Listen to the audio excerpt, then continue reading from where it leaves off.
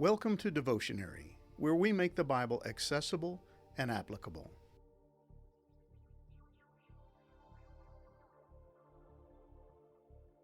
Nobody likes to talk about the wrath of God, but interestingly enough, God has no problem discussing his anger or wrath.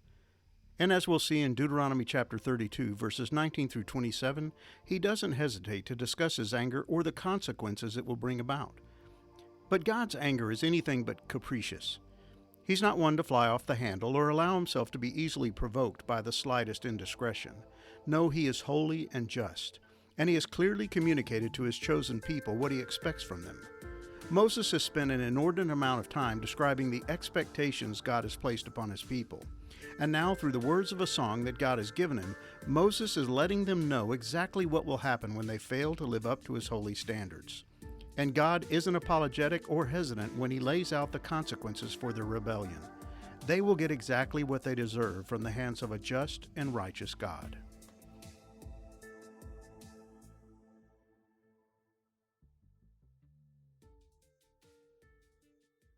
The Lord saw it and spurned them, because of the provocation of his sons and his daughters.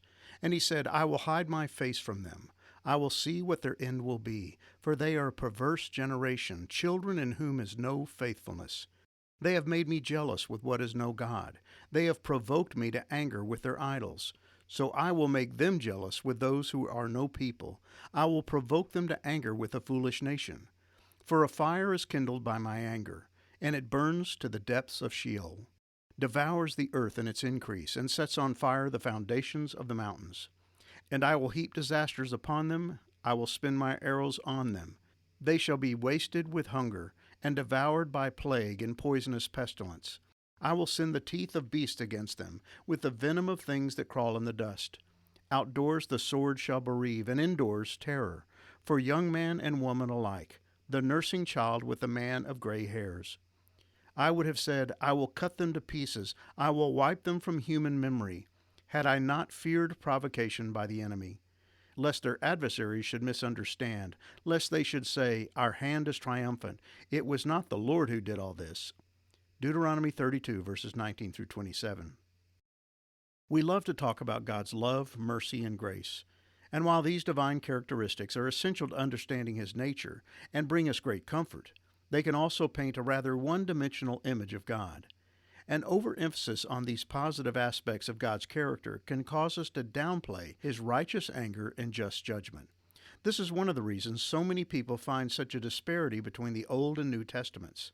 They see conflicting images of God portrayed and choose the kind and compassionate God of the New Testament over the harsh and seemingly heartless God of the Old Testament. But there is only one God, and he is unchanging in his nature. Yes, we may prefer to dwell on his more loving and father-like characteristics, but that doesn't mean he's incapable of displaying anger or dispensing harsh justice when necessary. And while the Old Testament is the primary place where this darker side of God's character is displayed, he has not mellowed with time.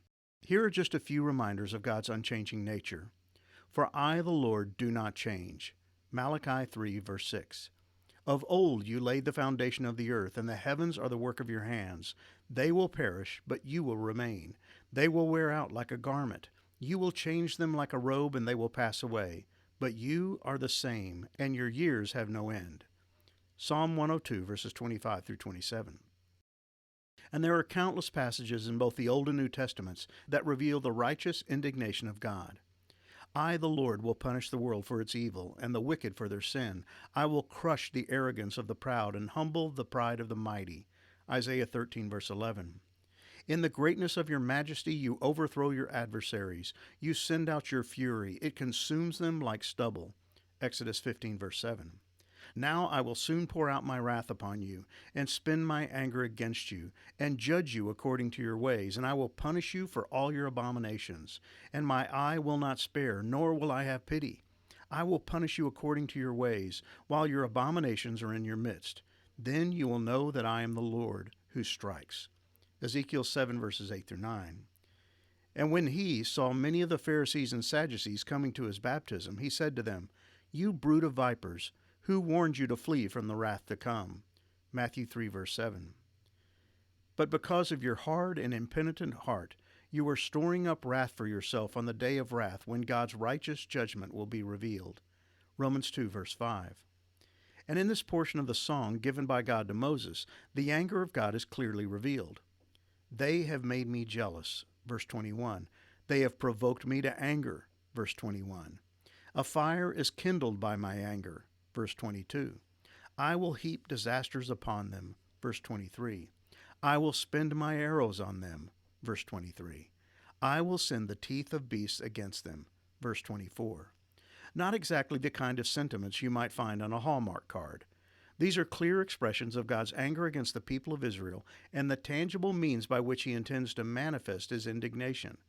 He even goes so far as to say that he would have completely cut them to pieces and wiped them from human memory, but he knew their enemies would have taken credit for it. God knew that if he completely destroyed his people, their enemies would arrogantly assume that they were the ones responsible for Israel's demise. Our hand is triumphant. It was not the Lord who did all this. Deuteronomy 32, verse 27.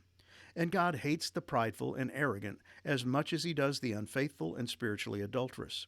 He was not about to give the pagan nations the pleasure of taking credit for something he had done. They were simply instruments in his hands, doing his bidding and acting as his servants.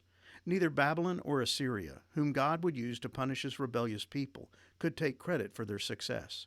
God would raise them up and use them to accomplish his divine will by meting out his just and righteous judgment against his chosen people. And God points out that his anger was brought on by the actions of those whom he had redeemed and rescued from slavery. His own adopted children had spurned his love and thrown his mercy and grace back in his face through their unfaithfulness. They stirred him to jealousy, verse 16. They sacrificed to demons, verse 16.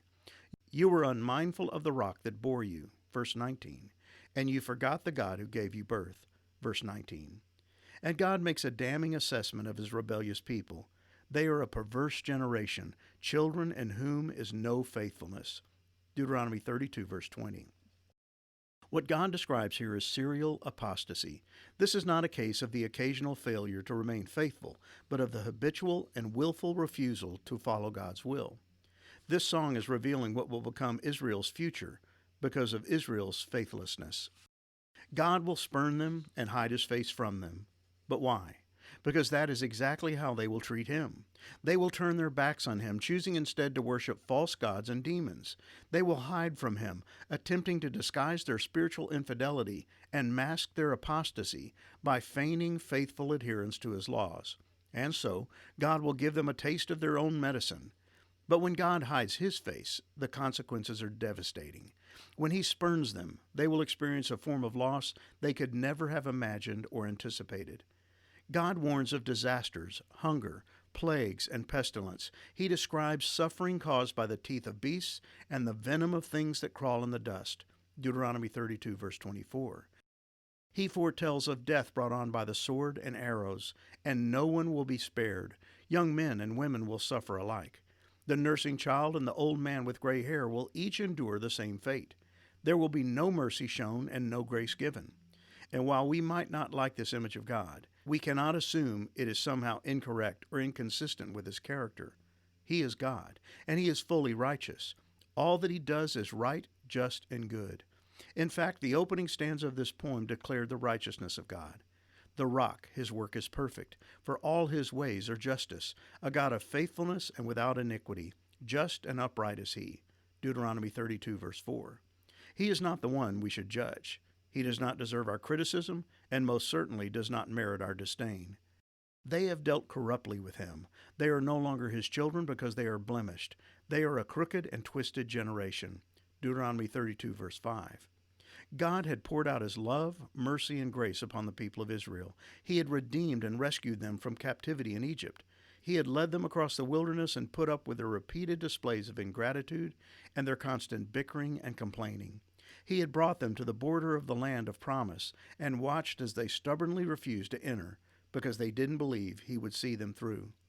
And now, as the next generation stood at the very same border, preparing to enter into the land under the leadership of Joshua, God was informing them that their unfaithfulness would continue. They would conquer the land, but would never really enjoy victory over their own apostasy. They would experience the power and presence of God, but would constantly turn their back on Him, seeking instead to give their affections to and place their hopes in false gods. But God had long ago warned them about what He would do if they proved unfaithful. You must not bow down to them or worship them, for I, the Lord your God, am a jealous God, who will not tolerate your affection for any other gods. I lay the sins of the parents upon their children. The entire family is affected, even children in the third and fourth generations of those who reject me. But I lavish unfailing love for 1,000 generations on those who love me and obey my commands. Exodus 20, verses 5 through 6. We might not like reading about God's anger. We may find His judgment difficult to understand or justify, but it is the righteous judgment of God that makes the grace and mercy of God so meaningful. The fact that God would spare a remnant of the people of Israel so He could send His Son as their Messiah shows us just how loving He really is. If we don't understand how just God is in judging those who reject Him and rebel against Him, we will never fully appreciate the value of the mercy and grace He offers. God has chosen to provide justification in place of judgment. He has made a way for sinful men and women to enjoy exoneration rather than condemnation. He has made a way possible for those dead in their trespasses and sins to experience forgiveness and eternal life. And it was all made possible through the death, burial, and resurrection of His Son. But God showed His great love for us by sending Christ to die for us while we were still sinners. Romans 5, verse 8. It's not until we fully understand the justice of God's wrath that we will fully appreciate the joy of God's love.